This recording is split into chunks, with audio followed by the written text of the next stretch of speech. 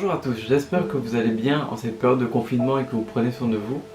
Dans un épisode précédent où nous étions en train de voir l'univers observable, je vous avais dit que nous allions justement parler dans un futur épisode les différents types de galaxies, chose que nous allons voir maintenant.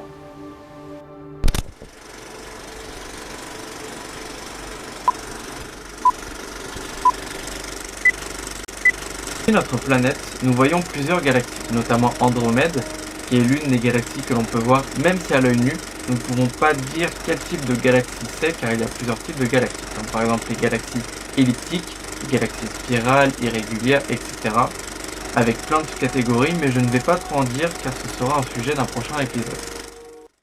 Alors, comme anecdote de début de vidéo, il y a une start-up française du nom de Carbios, qui arrive à recycler le plastique le plus pollueur du monde, aussi facilement que le verre.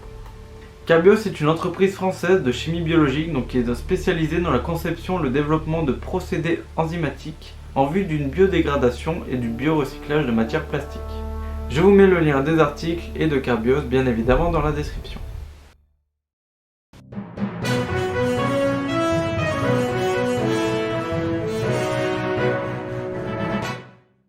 Avant de commencer, il faut que je vous définisse certains termes comme le milieu interstellaire, qui est la matière qui, dans une galaxie, remplit l'espace entre les étoiles et se fond dans le milieu intergalactique environnant.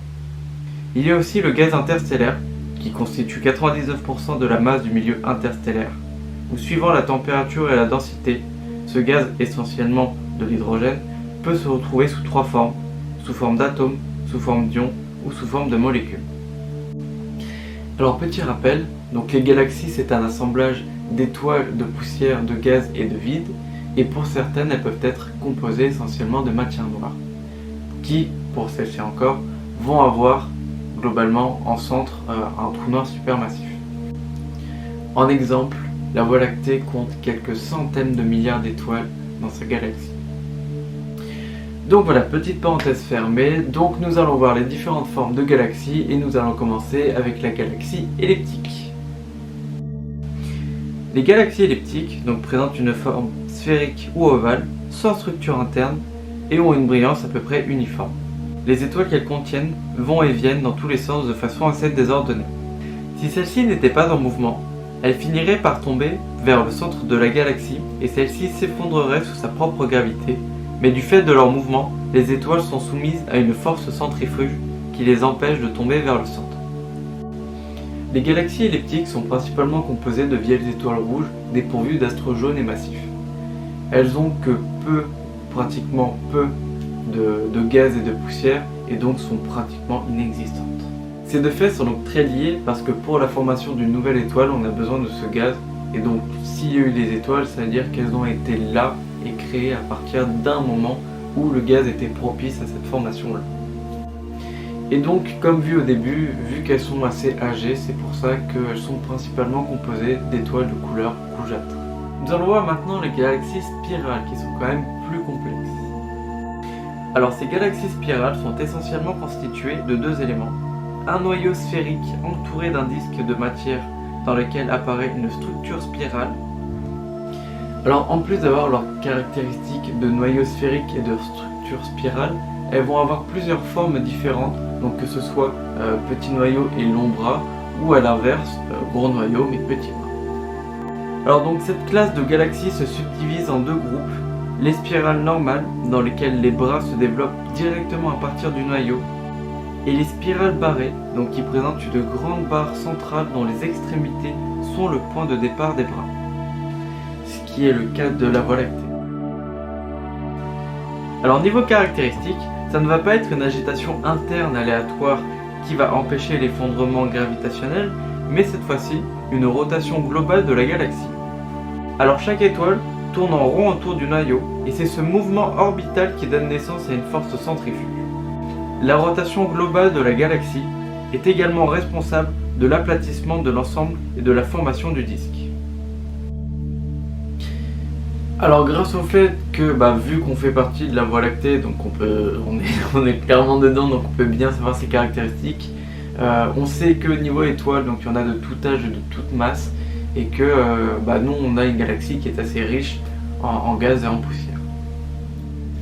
Et là encore, les deux faits sont liés, parce qu'un milieu interstellaire riche va avoir encore assez de ressources pour pouvoir former de nouvelles étoiles, donc qui seront jeunes, et donc ça va se renouveler. Et du coup, une galaxie avec des astres plus jeunes auront l'air plus étendu et plus brillant, donnant du coup vraiment son air caractéristique à cette galaxie. Nous allons maintenant passer aux galaxies lenticulaires.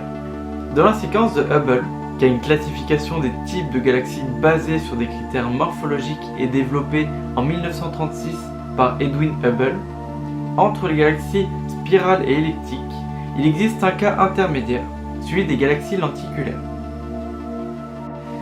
Alors comme la galaxie spirale, elle va posséder un noyau volumineux ainsi qu'un disque, et comme la galaxie elliptique, elle va être démunie de bras et va avoir un milieu interstellaire relativement pauvre. Il existe enfin une dernière catégorie de galaxies, celle des galaxies irrégulières. Celle-ci va être assez simple, elle va contenir toutes les galaxies qui ne rentrent pas dans les trois groupes précédents. Ces galaxies présentent un aspect la plupart du temps difforme et sont très riches en gaz et en poussière. Elles peuvent être classées alors en deux groupes. D'abord, les galaxies ayant un aspect irrégulier mais dont la distribution de matière est en fait très régulière. Alors par exemple, comme les nuages de Magellan ou, petite parenthèse, apparemment c'est une galaxie spirale qui n'a pas atteint sa formation finale. Le deuxième type est celui des galaxies véritablement irrégulières, autant du point de vue visuel que celui de la répartition de matière. Cette irrégularité peut avoir diverses origines, comme une forte activité dans le noyau ou bien une collision passée avec une autre galaxie.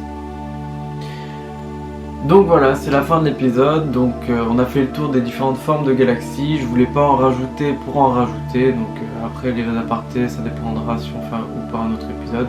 On verra. Donc comme d'habitude, j'ai mis beaucoup de liens dans la description. J'espère que ça vous aura plu. Portez-vous bien. Salut!